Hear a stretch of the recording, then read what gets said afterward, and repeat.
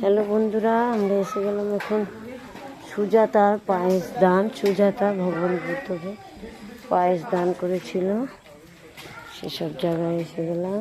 দেখুন ভগবান বুদ্ধ মূর্তি স্বরূপ মূর্তি ভাষ্য চায় সুজাতার পায়েস দান। সুজাতা পায়েস দান করছে। সুজাতা দেখে ভগবান বুদ্ধকে পায়েস দান করছে। এটা তেল আছে।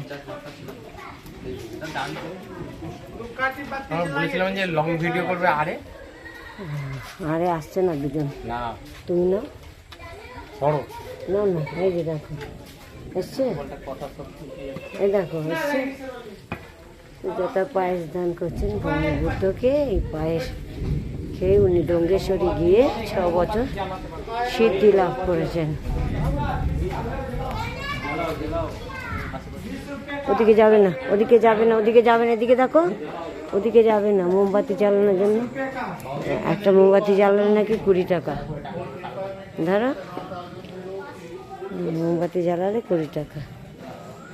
ব্যবসা করে বসে আছে।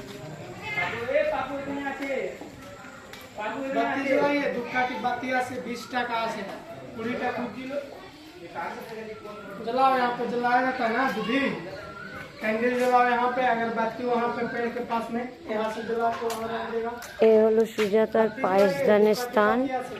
আমরা দুজনেই এসেছি এখানে বুদ্ধ ভগবান বুদ্ধকে পায়েস দান।